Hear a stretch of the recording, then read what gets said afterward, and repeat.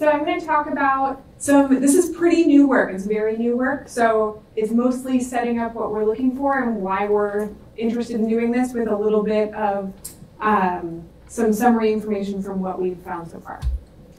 So our motivation is that we know that MGI is not a random sample of Michigan medicine. It's not a random sample of a larger population. And we want to know, how is that going to affect inferences that we make using MGI in the future?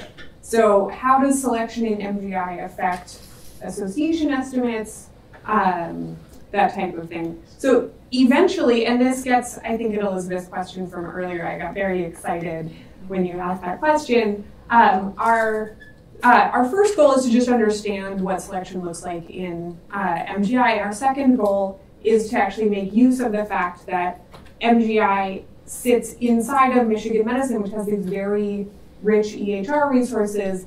We can actually, almost always when you have a selection bias problem, the problem is that you don't know anything about the people that you didn't include in your study. And that's not our situation. We know a lot about the people who aren't in MGI. So can we construct something like a propensity score that tells you how likely would it have been for this person to be in MGI or not? And then I can weight my analysis and try to get a corrected estimate if I'm worried about selection bias. So I come from statistical genetics. I'm particularly interested in how this might affect genetic association studies, but I think actually the bigger effects are going to be probably in non-genetic studies. So I'll talk a little bit about that.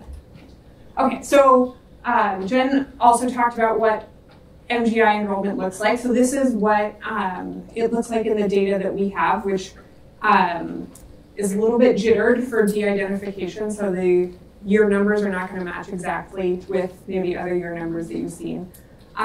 So this is number of people that have been enrolled into MGI over from 2012 to a couple months ago, with the green bars being enrollment through anesthesia, right? And then in later years, enrollment through these other mechanisms picks up. I'm going to focus a lot on the MGI ACE population, the anesthesia population, because we know the mechanism that enrolled those individuals in, and so we can learn a little bit more about that, that selection process. So this is sort of how we've been thinking about what selection in MGI looks like. So you might have your overall population, which let's say maybe is Southeast Michigan, or maybe Michigan, or Midwest, something that sounds like a population of you. And then to get to MGI, they have to first interact with Michigan medicine. So that's going to be selection on geography, healthcare needs, right? So people who don't need healthcare aren't going to end up here. Healthcare access, and potentially resources, right? What puts you in the Michigan medicine medical system versus in a different medical system. To end up in MGI ACE, you then had to have an interaction with anesthesia. So that's another sort of selective event, right? You have to have a need to be having surgery. Then you have to be approached, asked to join MGI. And that's actually a process that I still don't know very much about, how that, of the people who could have been approached, who got approached, is still, I would love to learn more about that. And then once you're approached, you have to give your consent, right? You have to say, yes, I would like to be in this study. And so that's going to be dependent on lots of things. So how you already feel about the medical establishment. Do you trust institutions? Do you have privacy concerns? Do you have a good or bad history with medical studies or medical providers in general? Might all be things that play into that.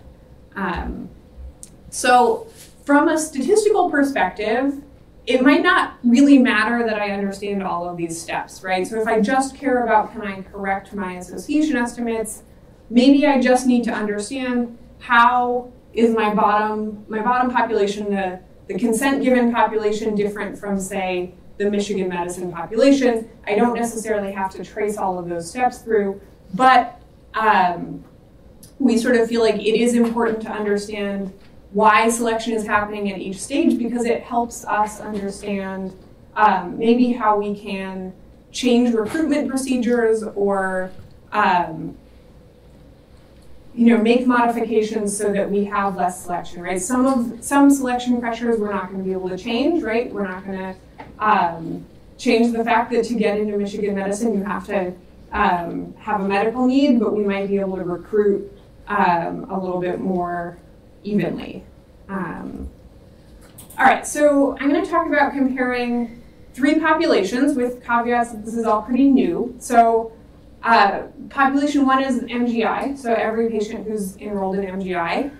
Population 2 is what I'm going to call the eligible population. So this is patients who could have been approached to enroll in MGI, and I think I'll talk in more detail about how we're defining that.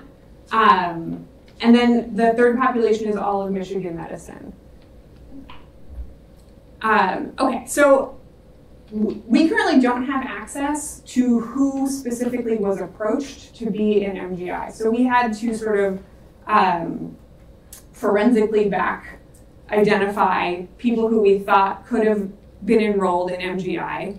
And so to do that, to match with our MGI population, we're focusing on MGI ACE, and we're going to identify people who could have been eligible based on their EHRs, based on having an event that makes them eligible.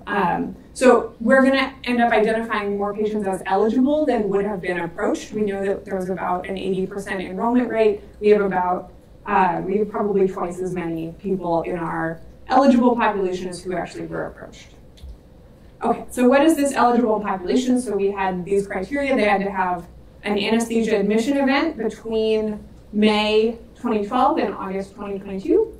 They had to be over 18 at the time of the event. Had to be non-emergency, so a scheduled event. And they had to not already be enrolled in MGI at the time. Something that we can't see is people who would have already been approached and declined and therefore weren't eligible, so we don't get to see that. So this leaves us with 271,000 about patients. Who is the MGI population? This is a little bit simpler. So we started with people who enrolled into MGI ACE, so not including MyPact or those other studies, as their first MGI enrollment. Sometimes people will enroll in one study and then re-enroll in another MGI sub-study, we learned. Then we also said we want to be able to match them with one of these enrollment-associated anesthesia events just so that we know that they match with who we're saying is an eligible set. So of these almost 73,000 people, we were able to match about 71,000 of them with their enrollment event. All right, and then the Michigan medicine population is pretty simple. They had to have at least one inpatient or outpatient visit between May 2012 and August 2022, which gives us about 1.5 million patients. So for this initial investigation, I took a random sample of about 100,000 just to make it a little bit easier to pull data out and get a sense of what's going on. I think eventually we'll work with the whole population and be a little bit more advanced about how we're comparing these groups. All right, so just a summary of what these 3 groups look like. So in terms of gender, race, ethnicity, as listed in the EHRs, and then age. So I think the major pattern that jumps out to me is that Michigan medicine overall, so the Michigan medicine numbers these are actually all from the 1.5 million because these numbers are easy to get. But future things will be from just the subset. So Michigan medicine overall is about 69% white, while the subset that we said was eligible is about 85% white. So just by limiting to anesthesia, we lose many of the non-white participants. And then beyond that, going from eligible to enrolled, that number goes up again. So we see these patterns reflected. We have a much lower proportion of African American participants than are in Michigan medicine overall. This number actually was a little bit higher in eligible, and I think the proportion of Asian patients goes down quite a bit as well. Same pattern for ethnicity and age, and MGI tends to be, it looks like just slightly older than Michigan medicine, although you can see some more interesting patterns than that if you look at the whole age distribution, which I have not shown.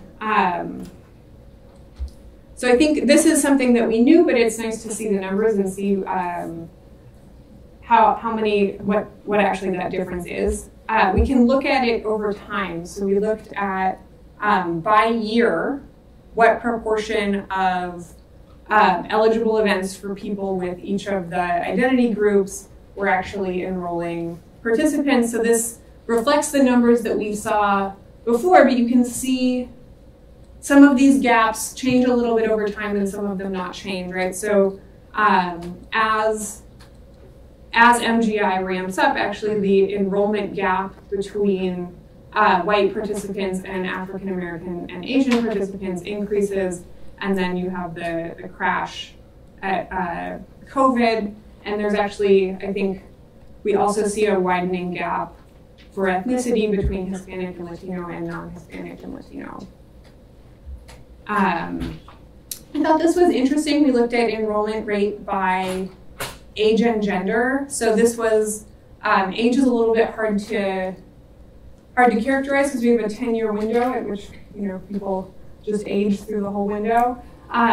So for your MGI participants, we know exactly how old they were when they got recruited. For people who aren't in MGI, it's hard to say how old would they have been had they been included. So we just looked at age in 2012. I think there's other ways you could look at this, but this is what we did here. I thought it was interesting. Overall, we have a very even recruitment. Our gender ratio in MGI looks very similar to the gender ratio in Michigan medicine, but by age group, that's not the case. So we have higher enrollment among women in the 30 to 50 range, and then much lower in the older ranges.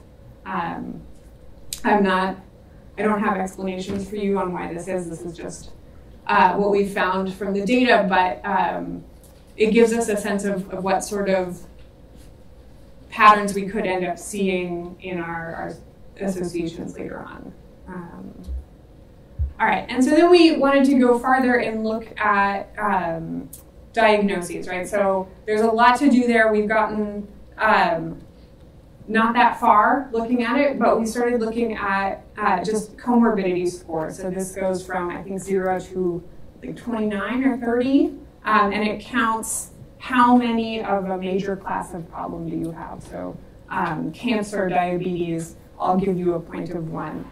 And this is just comparing our enrolled participants to eligible and not enrolled. And I was actually a little bit surprised. I didn't think that there would be much difference, given that all of these people interacted with anesthesia. I would think they should all have a similar comorbidity distribution, which isn't quite what we see. Our MGI participants are much less likely to have 0 comorbidities. So put another way, they're more likely to have any comorbidities than the people who did not enroll in MGI.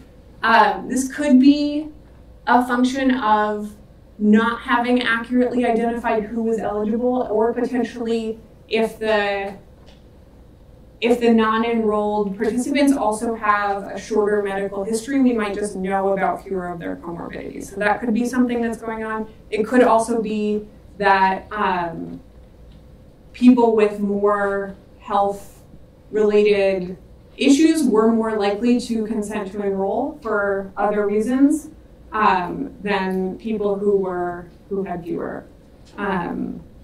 So this reflects something that we know, which is that there's more, as Mike has said many times, we have a lot of enrichment for many of these disease groups, even compared to Michigan medicine, which can be advantageous in some ways, but it's good to know about. Comparing these same comorbidity counts with that Michigan medicine cohort, I thought this was interesting, and I'm going to come back and talk about this pattern after I talk about the next slide. But we see that the Michigan medicine overall cohort is the most likely to have 0 comorbidities, although they're not that much more likely to have 0 comorbidities than the overall anesthesia cohort. But they are more likely than either to have multiple comorbidities. And I'll come back and talk about reasons that that could be after I go to the next slide.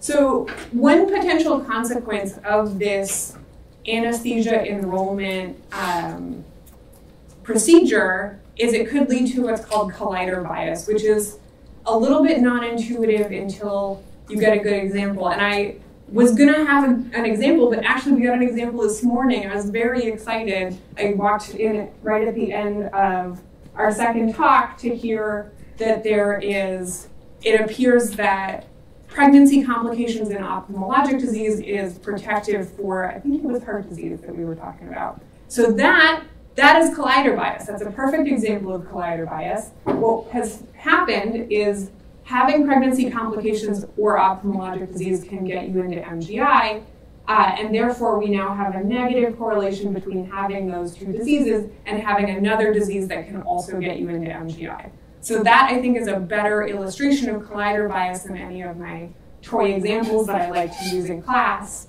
So I was very pleased to hear it's, a statistical complication that maybe we wish wasn't there, but it's a great illustration of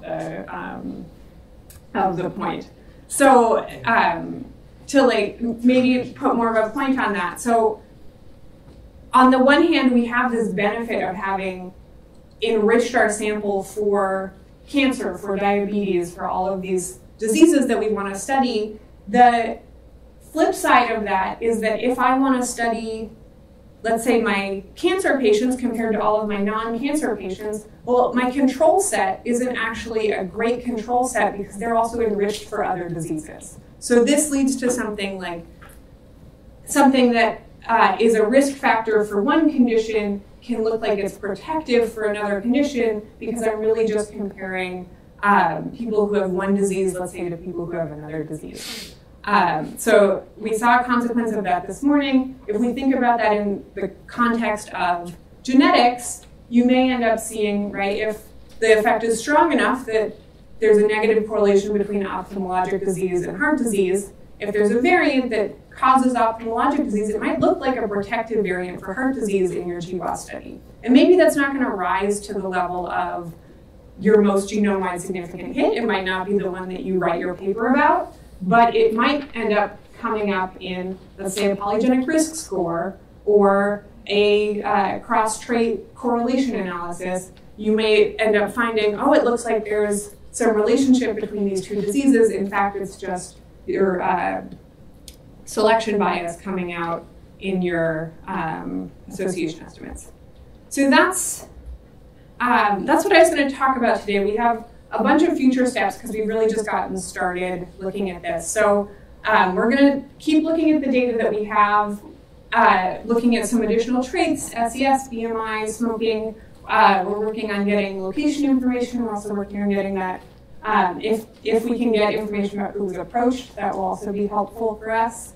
And then we're going to start taking that comorbidity research and making it a little bit more specific, looking at specific fee codes and relationships there, looking at, instead of just comparing with all of Michigan medicine, looking at a matched set, right? So that we know, could I explain this correlation with age, with sex, et cetera, or does it persist there? And then eventually we would like to compute a score that you can use to correct your analyses for selection bias, if that's something that you're worried about. So that is what I was going to talk about. This is work that I did with a master's student, Dajane Silvertooth, and then Matt and I have been talking a lot about it. And those comorbidity plots were not made by Annika, but they were inspired by plots that Annika made. So yeah, that's what I have. I'm happy to take questions.